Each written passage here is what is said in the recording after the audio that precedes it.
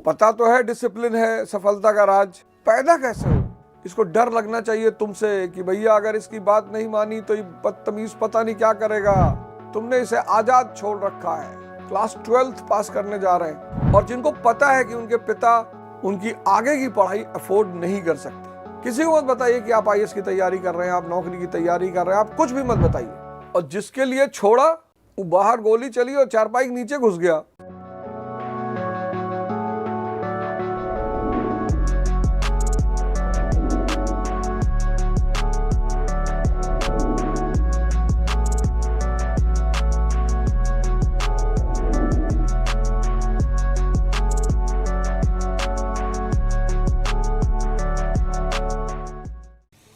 जय Hind friends. Discipline, जिससे भी पूछो कि भाई सफलता का महाराज क्या है, बोलते डिसिप्लिन। अब पता तो है डिसिप्लिन है सफलता का राज, पैदा कैसे हो? कौन है इस ब्रह्मांड में जिसको ये नहीं पता है कि अनुशासन ही सफलता का मार्ग है? लेकिन जब उनसे पूछो कि भैया ये पैदा कैसे होगी, सबको पता है अनुशासन, पर पैदा कैसे होगी? ध्यान से। और जैसे ही अनुशासन पैदा होगा वैसे ही आपके कामों में कंसिस्टेंसी आ जाएगी, निरंतरता। निरंतरता को ही हार्ड वर्क कहते हैं। निरंतरता को ही हार्ड वर्क कहते हैं, हार्ड वर्क। और डिसिप्लिन, निरंतरता और हार्ड वर्क यानी कठिन श्रम का परिणाम है सफलता। लेकिन जो छुपा हुआ सूत्र है, डिसिप्लिन उभरा हुआ सूत्र है। डिसिप्लिन के पीछे जो छुपा हुआ सूत्र है वो है ध्यान। मन की तुलना घोड़े से की गई क्योंकि भागता बहुत है। मन की तुलना शेर से की गई क्योंकि ताकत बहुत है। एक मन बराबर 40 शेर।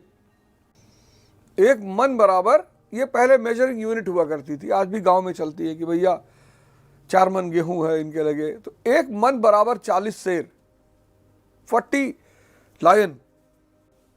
एक शेर से निपटना मुश्किल है। 40, आप में से बहुत सारे लोग बैठे होंगे और मन बड़बड़ा रहा होगा, बेचैन हो रहा होगा, उठो यार, खोलो आंखें, सब क्या बदतमीजी है। अभी वो पढ़ने की बात कर रहा होगा, लेकिन जब आप पढ़ने बैठोगे ना तो आपको पढ़ने ही नहीं देगा।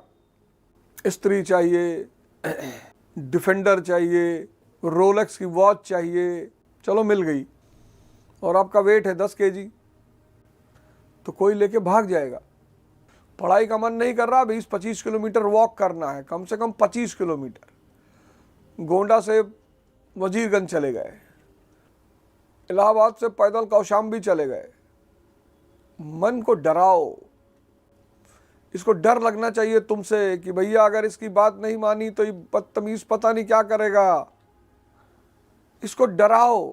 भय बिन होए न प्रीत, तुमने इसे आजाद छोड़ रखा है।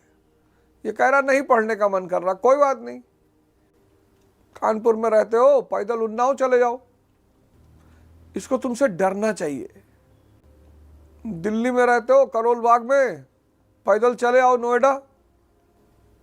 अपने को दंड देने का सिद्धांत अपनाओ, खुद को। नहीं तो दुनिया तो आपको दंड देने के लिए बैठी ही है। भाई किसी के लिए काम करोगे, डिसिप्लिन नहीं रखोगे, निकाल देगा।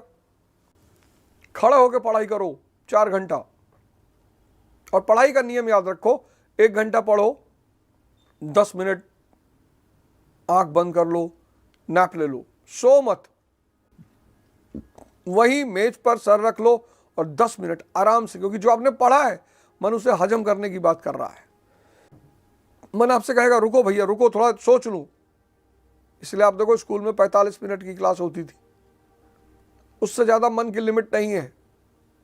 फिर 1 घंटा पढ़ा, फिर 10 मिनट मनन किया, फिर 1 घंटा पढ़ा, फिर 10 मिनट मनन किया। ऐसे आप 3 से 4 घंटे पढ़ो। 4 घंटे जब हो जाएं तो 1 घंटे का शुद्ध विश्राम। एक बीन बैग आता है, बीन बैग 1000-1200 रुपए का आता है बीन बैग।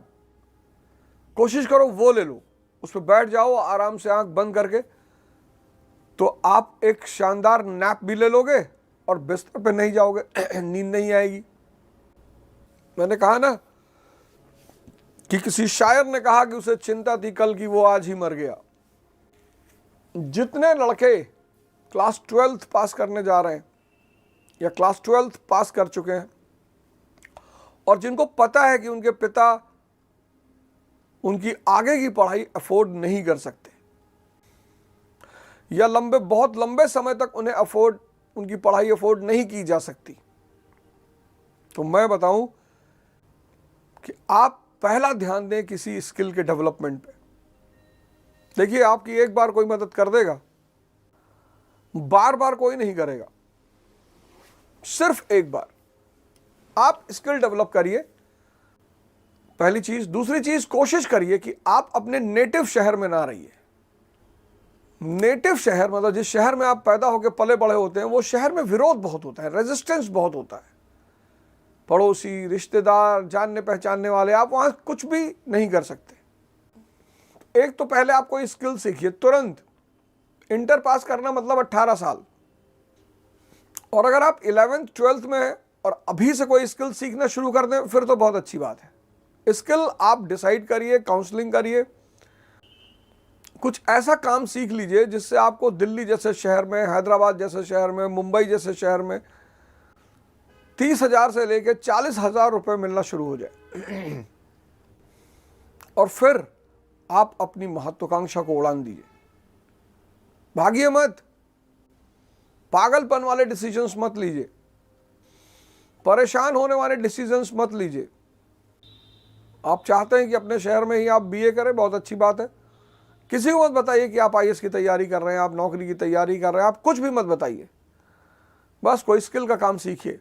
पहला चरण आप यही करिए। अगर आपको लगता है कि आपके पिता या आपका परिवार लंबे समय तक आपको शिक्षा में सहयोग नहीं कर सकता, सूर्य की तरह चमकना चाहते हो तो सूर्य की तरह जलना भी पड़ेगा। नियम है ये। प्रकृति के कुछ ऐसे नियम हैं, मतलब प्रकृति अपने आप में एक शास्त्र है, एक किताब, बस उसको देखने के लिए आंखें चाहिए। सूर्य की तरह चमकना चाहते हो तो सूर्य की तरह जलना भी पड़ेगा। अब देखो, स्त्रियां, कितने न्यूज आ रहे हैं, पति को मार दिया, ये कर दिया, वो कर दिया, कितने सारे खबरें आ रही हैं। आप कहेंगे भैया आजकल की स्त्री होती तो सीताराम जी के साथ नहीं जाती। कोई भी जाता, आजकल की स्त्री भी जाती, क्योंकि स्त्री के जीवन का आधार है शक्ति। घर छोड़ के जाती है, माँ बाप छोड़ के जाती है, तो किसी शक्ति के आधार पे ही तो जाएगी। भाई 25 साल 30 साल माँ बाप के साथ रही, भाई बहन के साथ रही और फिर घर छोड़ देती है। आधी सन्यासी तो वो वैसे ही हो गई। अब जब उसने घर छोड़ दिया, परिवार छोड़ दिया, माँ बाप छोड़ दिया, भाई बहन छोड़ दिया और जिसके लिए छोड़ा वो बाहर गोली चली और चारपाई के नीचे घुस गया। शंकर जी कौन सा व्हाइट हाउस में रहते हैं? एक बार पार्वती माँ ने कहा था कि घर बनवा दो, कुबेर को पकड़ लाए, बोले सोने का महल बनाओ। तो जीवन का मतलब संघर्ष, संघर्ष का मतलब शक्ति, धैर्य की शक्ति, विवेक की शक्ति, और शक्ति का मतलब ध्यान। शक्ति का सारा सोर्स ध्यान है। आप अपनी ही शक्ति का इस्तेमाल करते हो।